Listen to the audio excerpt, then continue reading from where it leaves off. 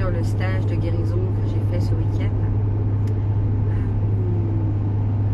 Quoi dire sur le stage guérison? Lorsqu'on est prêt, le maître arrive, peut-être ça.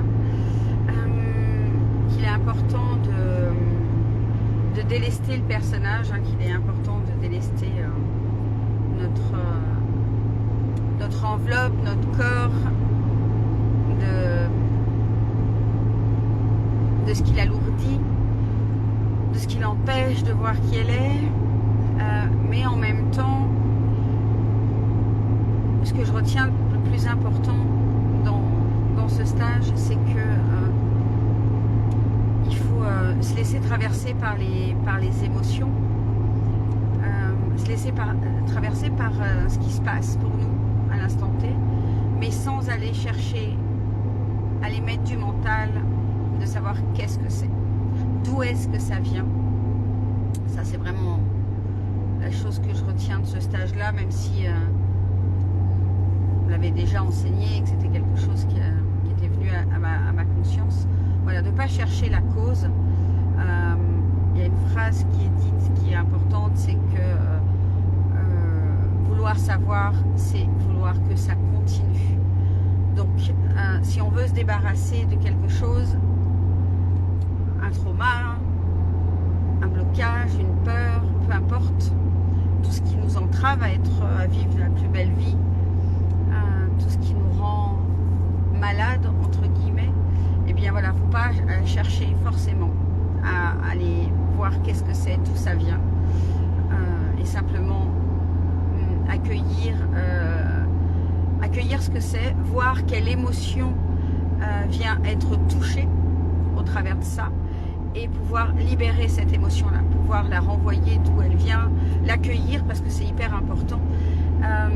Tiens, je vais vous raconter une petite histoire que la plupart connaissent, parce qu'elle est relativement connue, puis même moi j'en parle dans certains de mes stages d'accompagnement. C'est l'histoire du loup blanc et du loup noir, l'histoire d'un petit garçon qui vient demander au chaman, je crois que c'est quelque chose, c'est une histoire amérindienne, et le petit garçon vient demander au chaman en disant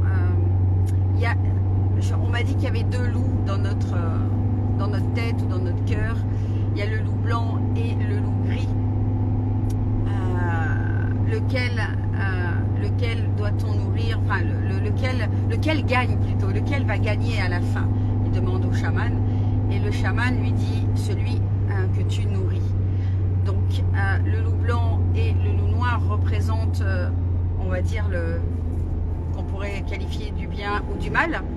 Et l'idée, c'est de se dire, bah oui, moi je veux alimenter la lumière, alors je vais donner à manger au loup blanc, je vais lui donner à manger des bonnes pensées, des bonnes paroles, des bons actes, etc. Et au final, c'est ce qu'on nous apprend le plus en spiritualité, de donner à manger avec les bonnes émotions, les bonnes pensées et tout ça. Pardon, j'arrive au péage.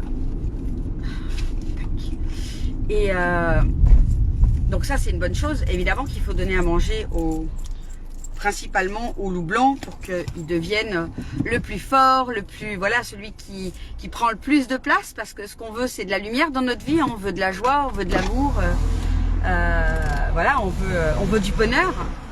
Alors attendez, hop, voilà, ça, je passe au péage. Et par contre, ce que l'histoire ne dit pas, ou celle qu'on n'a peut-être pas appris jusqu'au bout, c'est que si on ne donne pas du tout à manger au loup noir, qu'est-ce qui va se passer?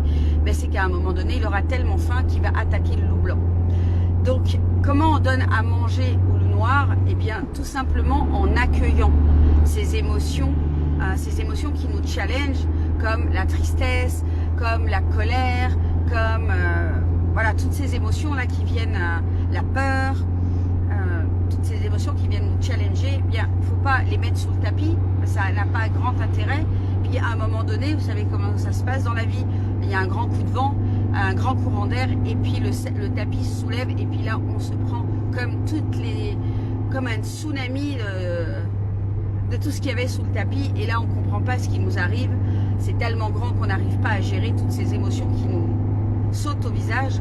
Donc, voilà ce que je retiens de ce stage-là, c'est que oui, il faut nourrir le loup blanc. Oui, il faut venir se mettre nos pensées sur ce qu'on veut créer, c'est-à-dire sur le bonheur, sur la paix, mais ne pas oublier d'accueillir les émotions du loup noir, d'accueillir ces émotions qui nous challengent. Donc coucou Valérie, coucou Frédéric, coucou Stéphie, merci de votre passage. Faites-moi un petit coucou quand vous arrivez sur le live ou un hashtag live, un hashtag replay. Dites-moi si ça vous parle, cette histoire du loup blanc ou du loup noir. Voilà, donc j'avais envie de partager ça avec vous et qu'on a absolument tous les outils en nous pour se guérir, ok, pour venir sortir du personnage qui a mal en fait. Voilà. Des fois, il n'y a même pas besoin de chercher à absolument voilà, savoir ce que c'est. Il faut simplement venir amener de la paix, de l'amour dans ce qui nous arrive et télécharger la meilleure version de nous-mêmes, celle qui regarde la scène comme elle regarderait une pièce de théâtre et arrêter de s'identifier au personnage tout simplement de la scène. Arrêter de penser qu'on n'est que Sonia avec ses problèmes et que plus je focus sur mes problèmes, plus mes problèmes ils vont prendre de la place, la même chose que le loup noir en fait, et je vais pas trouver de solution pour m'en sortir dans mes problèmes. Donc venir mettre de la paix, de l'amour, c'est vraiment la paix, l'amour de moi, et par amour pour moi, eh bien je décide de, coucou Valérie, je décide de venir focuser mes pensées sur des choses qui me mettent en joie, qui me rappellent que je suis amour. Et ça passe beaucoup par... c'est vrai que c'est très... on nous en parle beaucoup de ces mantras. Et puis, coucou Frédéric. Et merci de ton message. Oui, c'est le loup blanc et le loup noir me parlent. Ok, cool. Et voilà, venir vraiment donner du bon manger au loup blanc. Et se dire que lorsque je vais regarder la chose en hauteur, ben, je me rends compte que finalement, en regardant, en me détachant de ce personnage-là, en me disant tout simplement, mais s'il y a un problème, c'est que je vais trouver la solution, c'est que la solution existe. Parce qu'au final, s'il n'y a pas de solution, ça veut dire qu'il n'y a pas de problème. Et que si je décide de regarder la solution, eh bien j'enlève mon regard du loup noir, je la dirige vers le loup blanc, et je vais trouver la solution, ou la solution plutôt, elle va arriver à moi en fait toute seule. J'aurais même pas besoin de forcer. C'est ça l'idée, c'est d'aller dans cette certitude-là que la solution, elle va arriver. Et je fais confiance. Je fais confiance qu'elle va arriver. Et dans le processus de guérison, c'est venir vraiment se rassurer avec ça. C'est venir rassurer notre mental jusqu'à ce qu'il se rappelle que c'est la vérité. Ouais, la solution est toujours en nous. Parce qu'en fait, si j'ai envie de dire, s'il y a la solution, il y a le problème, ou alors c'est parce qu'il n'y a peut-être pas de problème qu'il y a la solution. Chercher le bing, point d'interrogation, je mets le truc là. Est-ce que finalement il y a une solution? Parce que est-ce qu'il y a un problème au final? Est-ce que ça ne serait pas une grande illusion ce problème-là? Même s'il nous paraît bien 3D, même s'il est bien dans la matière, moi j'ai attiré des fois des gros problèmes, et en fait en simplement regardant la situation différemment, bah, j'ai décidé de ne plus le voir comme un problème, et le problème il est disparu parce qu'il était juste dans ma tête le problème. Donc est-ce qu'il y a vraiment un problème au final? Voilà, question ouverte. Donc voilà, je voulais vous partager un petit peu, je me sens dans une grande paix.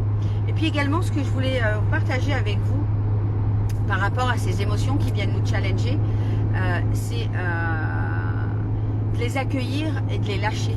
C'est-à-dire, voilà, pas forcément attendre d'être en thérapie ou en stage de soins pour venir lâcher quelque chose et se pleurer les larmes. C'est vraiment aussi une belle façon de lâcher le truc, comme quelque chose qui nous oppresse, et puis on lâche, voilà, on lâche tout, l'eau nettoie, on lui si on pleure, c'est bien qu'on a ça à l'intérieur de nous, hein, pour le coup, ça fait partie de la machine, et que c'est bien de pleurer et de lâcher les choses pour que d'un seul coup, ben, c'est comme si ça avait tout nettoyé. Donc j'ai, comme d'hab, hein, j'ai pleuré, j'adore ça en fait, et je me suis fait comme la promesse de dire, si je ressens, et mes clientes le savent, hein, ça m'arrive souvent d'être dans l'émotion et de verser une larme, et je vais m'autoriser ça de plus en plus parce que c'est ok. C'est pas parce que j'arrive pas à gérer, c'est parce que justement ça demande à être nettoyé et que j'ai un corps qui est parfait pour nettoyer. Voilà, il y a un processus qui s'appelle les larmes, qui s'appelle aussi la douche. Voilà, où il y a un truc génial aussi pour bien se nettoyer, c'est se mettre les pieds dans une bassine d'eau avec du gros sel, un peu à la Rikazaï, pour celles qui connaissent, mais les moins de 40 ans ne peuvent pas connaître. Mais en tout cas, l'idée c'est ça, c'est de venir utiliser l'eau pour se nettoyer. Voilà, donc je vous embrasse, j'espère que ça vous aura apporté de la valeur. N'hésitez pas à me partager ce que vous en pensez, qu'est-ce que ça vient toucher en vous, éclaircir en vous, voilà, se mettre en lumière en vous. J'aurai plaisir à vous lire, à vous répondre aussi, peut-être pas ce soir, mais en tout cas dans les jours qui viennent, c'est promis. Et puis je vous embrasse tout fort, je vous envoie plein de lumière, je nous aime profondément pour toutes ces facettes, pour tout ce qu'on est venu nettoyer sur cette planète, pour tout ce qu'on est venu expérimenter. Je nous aime vraiment. Je nous aime aussi pour tout ce qu'on a pu traverser, ces choses, ces joies, mais aussi ces choses douloureuses. J'ai envie de dire, il en a fallu du courage pour en arriver sur ce chemin-là. Et rien que pour ça, je nous aime toutes. Parce que chaque fois qu'on vient nettoyer quelque chose pour nous, on vient le nettoyer pour tout le monde. Et ça, c'est juste merveilleux. Alors, merci à vous, toutes mes belles âmes sœurs qui œuvraient pour la lumière. Ah, coucou Amandine. Et voilà, pour toutes celles qui ont, alors peu importe dans leur vie familiale, mais aussi qui en ont choisi leur métier, de venir apporter de l'amour, de venir apporter de la guérison, de venir apporter de la lumière, bien sûr, de la lumière, de la lumière, de la lumière dans ce monde. Tout est juste, hein, il faut de l'équilibre, il y aura toujours l'ombre, parce qu'on ne peut pas voir nos belles lumières s'il n'y a pas de l'ombre, et qu'il ne faut pas chercher à gagner sur l'ombre, parce qu'on ne gagnera jamais sur l'ombre. C'est juste un parfait équilibre. Donc, merci pour tous ces cœurs, ça me touche trop fort, je ne sais pas qui les envoie, mais merci, merci, merci, je prends. Et voilà, je vous souhaite une excellente soirée, et continuez à se diffuser votre lumière, continuez à délivrer votre médecine. Et une chose que j'ai appris aussi très très fort dans ce stage-là, c'est que la guérison, on la porte, c'est notre histoire, et il n'y a pas une méthode à apprendre qui est mieux qu'une autre. Ça passe par le prisme de ce qu'on a vécu, et tout ce qu'on a vécu, qu'on a transcendé, qu'on a transformé en lumière, tout ça on peut le donner aux autres, et voilà, et tout est juste et parfait, et il n'y a pas forcément besoin de diplôme, de ci, de là, de bidule, de tout ce que l'ego, le mental, il veut nous faire croire.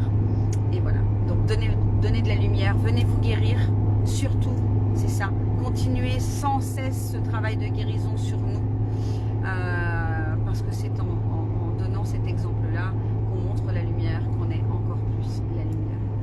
Je nous aime, je vous souhaite une belle soirée, et je vous dis à tout bientôt.